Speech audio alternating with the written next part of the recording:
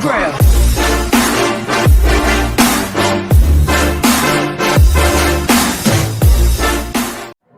You, John Fitzgerald Kennedy, do solemnly swear I, John Fitzgerald Kennedy, do solemnly swear that you will faithfully execute the office of President of the United States that I will faithfully execute the office of President of the United States and will, to the best of your ability, and will, to the best of my ability, preserve, protect, and defend the Constitution of the United States. preserve, protect, and defend the Constitution of the United States. So help you God. So help me God.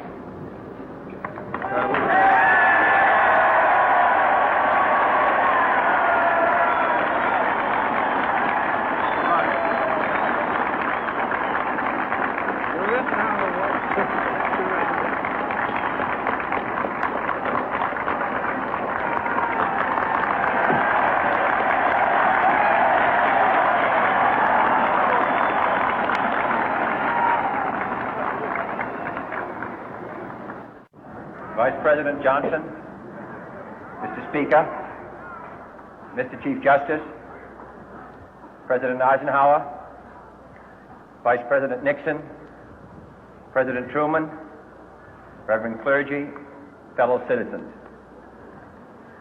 We observe today not a victory of party, but a celebration of freedom, symbolizing an end as well as a beginning, signifying renewal as well as change. For I have sworn before you and Almighty God the same solemn oath our forebears prescribed nearly a century and 3/4 ago. The world is very different now, for man holds in his mortal hands the power to abolish all forms of human poverty and all forms of human life. And yet the same revolutionary beliefs for which our forebears fought are still at issue around the globe. The belief that the rights of man come not from the generosity of the state, but from the hand of God. We dare not forget today that we are the heirs of that first revolution. Let the word go forth from this time and place to friend and foe alike that the torch has been passed to a new generation of Americans born in this century, tempered by war, disciplined by a hard and bitter peace, proud of our ancient heritage, and unwilling to witness or permit the slow undoing of those human rights to which this nation has always been committed and to which we are committed today at home and around the world.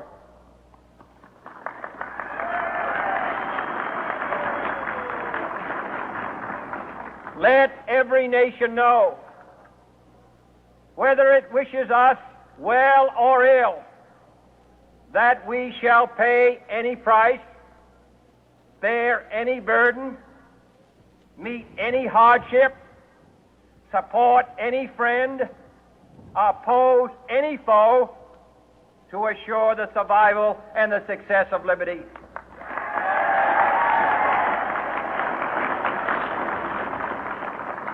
This much we pledge and more. To those old allies whose cultural and spiritual origins we share, we pledge the loyalty of faithful friends. United, there is little we cannot do in a host of cooperative ventures. Divided, there is little we can do, for we dare not meet a powerful challenge at odds and split asunder.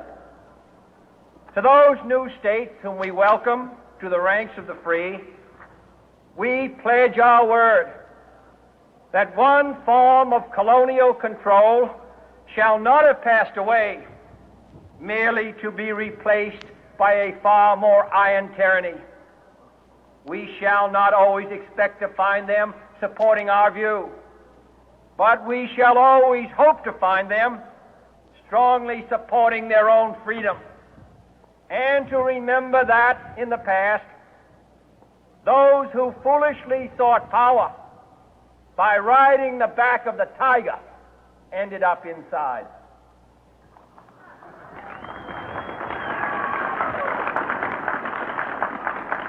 To those people in the huts and villages of half the globe struggling to break the bonds of mass misery, we pledge our best efforts to help them help themselves for whatever period is required, not because the communists may be doing it, not because we seek their votes, but because it is right.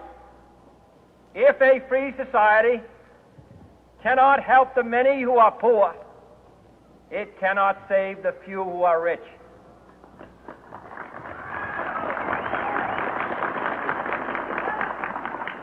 To our sister republics south of our border, we offer a special pledge to convert our good words into good deeds, in a new alliance for progress, to assist free men and free governments in casting off the chains of poverty. But this peaceful revolution of hope cannot become the prey of hostile powers. Let all our neighbors know that we shall join with them to oppose aggression or subversion anywhere in the Americas. And let every other power know that this hemisphere intends to remain the master of its own house.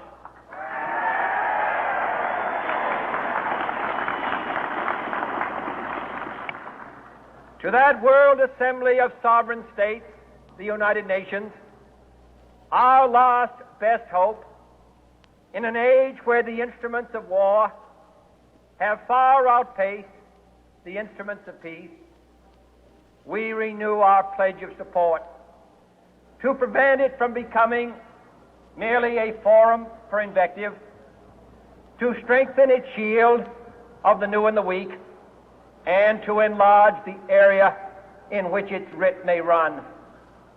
Finally, to those nations who would make themselves our adversary, we offer not a pledge, but a request that both sides begin anew the quest for peace.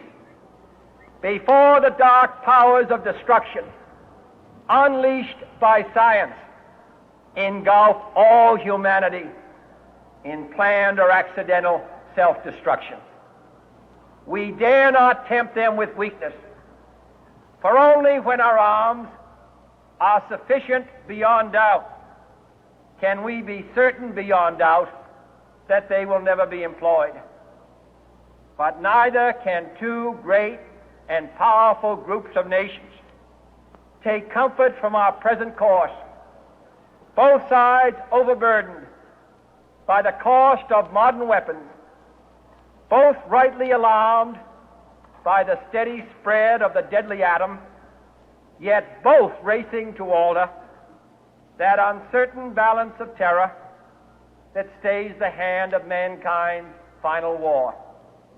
So let us begin anew, remembering on both sides that civility is not a sign of weakness, and sincerity is always subject to proof.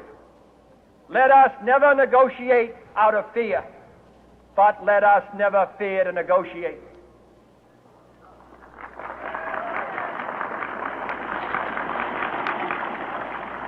Let both sides explore what problems unite us, instead of belaboring those problems which divide us.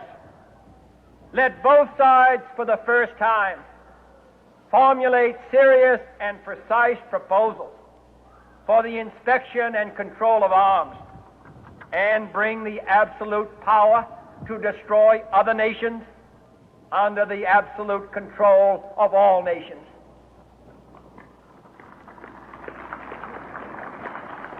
Let both sides seek to invoke the wonders of science, instead of its terrors. Together, let us explore the stars, conquer the deserts, eradicate disease, tap the ocean depths, and encourage the arts and commerce.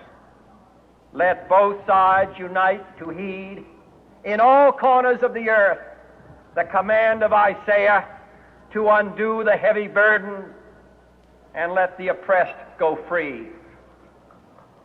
And if a beachhead of cooperation may push back the jungle of suspicion, let both sides